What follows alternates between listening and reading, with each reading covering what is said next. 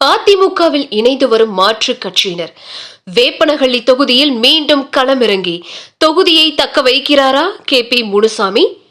வேப்பனஹள்ளி தொகுதியில் கடந்த 2021 சட்டமன்ற தேர்தலில் அதிமுக சார்பில் களமிறங்கிய KP முனுசாமி 3054 வாக்குகள் வித்தியாசத்தில் வெற்றி பெற்றார்.